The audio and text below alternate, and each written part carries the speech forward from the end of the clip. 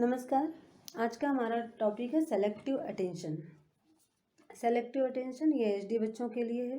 HD बच्चों में किस तरह से हम चयनात्मक ध्यान प्रणाली के माध्यम से या फिर इनके लिए कुछ ऐसी चीज़ें चूज करके, इनके लिए कुछ ऐसा प्लान करके जिससे कि हम इनको कुछ चीज़ें सिखा सकें। सुलीन बच्चे अपने आप में लीन रहते हैं, दूसरे की बातों पर फोकस नहीं करते हैं, तो जिसके कारण हमें इन्हें कुछ भी सिखाने में, अगर हम इनको कुछ सिखाना चाहते हैं तो उस पर ये फोकस नहीं करते हैं, क्योंकि ये इनकी विशेषता होती है कि अपने आप में खोए रहना, दूसरे की बातों पर प्रतिक्रिया न व्यक्त करना। और जहाँ पर बच्चा दूसरे की बातों पर प्रतिक्रिया व्यक्त नहीं करता है, वहाँ पर हमें बच्चे को कुछ भी सिखाने में बहुत कठिनाई का सामना करना पड़ता है।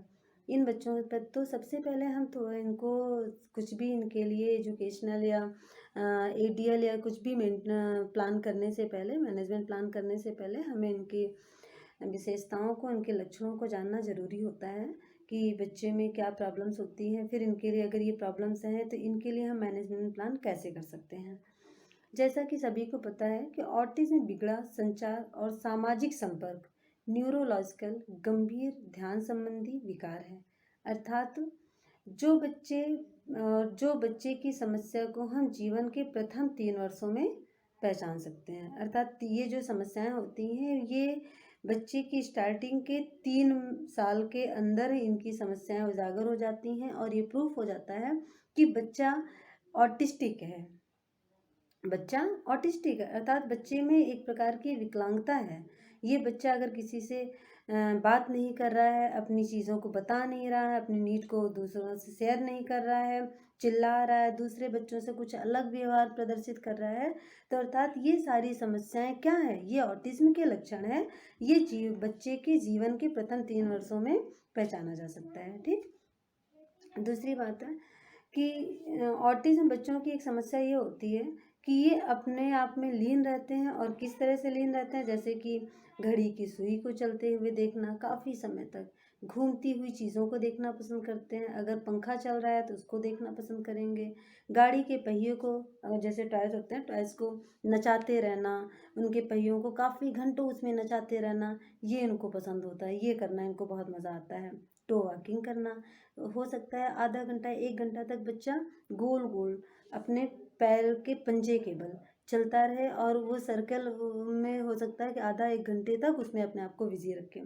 टूटे फूटे खिलौनों को एकत्र करके एक अच्छी चीज़ बनाना है, ये इनकी क्वालिटी होती है। जैसे कि ये फोटोग्राफ्स की रील होती हैं इनको, या बहुत सारे खिलौने टूटे फूटे पड़े हैं तो उनको इकट्ठा करके कुछ अच्छी चीज़, कुछ जिसमें उनको रुझान होता है, वो करना ये बच्चे पसंद करते हैं।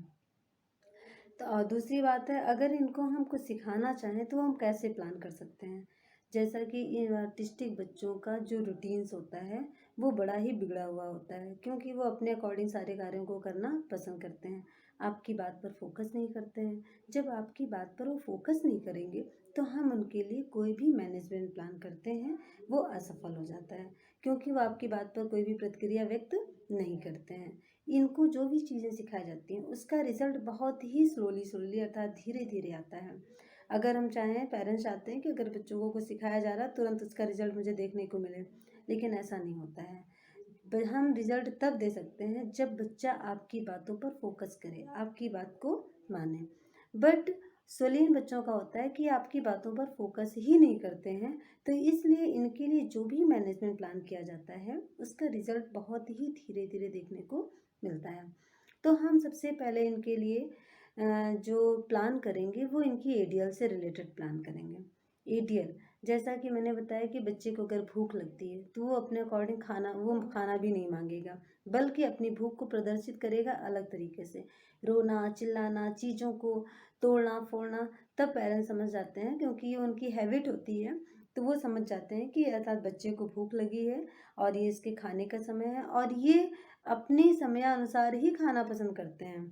अर्थात इनका एक नियम होता है, ये जितनी टाइम उठते हैं उतने ही टाइम उठना पसंद करते हैं, जितनी टाइम वो खाना खाते हैं। अगर आपने इनके उस प्लान को, अगर इनको आपने डिस्टर्ब किया तो ये बहुत ही चिड़चिड़ा व्यवहार प्रदर्शित करते हैं, रोना, चिल्लाना, चीखना।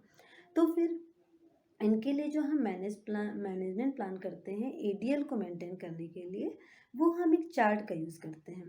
अर्थात चार्ट जब देखते हैं कुछ दिन, उसके लिए मुझे कुछ दिन असेसमेंट करना पड़ता है कि बच्चा कितनी टाइम सोता है, कितनी टाइम उठता है, कितनी टाइम ये खाना खाना पसंद करता है।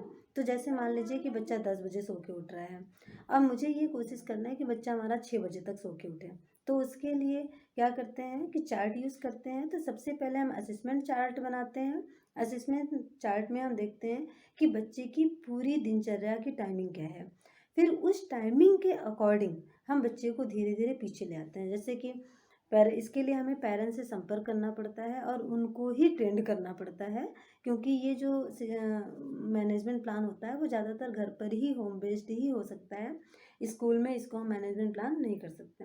तो हम पेरेंट्स को बताते हैं कि आप चार्ट का यूज़ करिए। पहले आप असेसमेंट चार्ट बनाइए, असेसमेंट चार्ट बनाने के बाद फिर मैनेजमेंट प्लान चार्ट बनाइए। उसके लिए क्या होता है, जैसे 10 बजे बच्चा सो के उठ रहा है, तो पेरेंट्स से बोलते हैं कि आप धीरे धीरे कोशिश करिए कि बच्चे को 10 से थोड़ा पहले, बहुत पहले नहीं, क्योंकि अगर आपने बहुत पहले उठा दिया या हमने सोचा कि 10 बजे बच्चा सो के उठता है 6 बजे उठा दें, तो इसमें ये होता है कि बच्चा डिस्टर्ब हो जाता है, पूरे दिन की उसकी दिनचर्या डिस्टर्ब हो जाती है। फिर वो व्यवहार, उसका जो बिहेवियर होता है पूरे दिन के लिए डिस्टर्ब हो जाता है। तो इसलिए अगर बच्चा 10 बजे सो के उठ रहा है तो हम कोशिश करेंगे उसको 9:45 पर उठाएं। फिर धीरे धीरे उसके ये प्रक्रिया को और खिसकाते ले आएंगे। हो सकता है इसमें महीनों लग जाए, लेकिन फिर जो टाइमिंग आप चाहते हो उस टाइमिंग पर बच्चा आ जाएगा। इसी तरह से उसके लिए हम खाने से रिलेटेड या जो भी चीज़ें हैं उस पर हम जो है धीरे धीरे चार्ट का यूज़ करते करते अपने अकॉर्डिंग बच्चे को हम सिखा सकते हैं। दूसरी चीज़ है कि ये बच्चे जो है काल वाइट पेपर पे ब्लैक पेन से अगर लिखवाया जाए, इनको मोटे ब्लैक स्केच से लिखवाया जाए तो उस पर ये फोकस करते हैं। वाइट पेपर पर अगर हम ब्लैक पेन से लिखवाते हैं कोई भी चीज़, तो फिर ये उस पर फोकस करते हैं। अर्थात ब्लैक, क्योंकि वो ज़्यादा उभर के सामने आता है तो उस पर वो बच्चा फोकस करता है। Okay, thank you.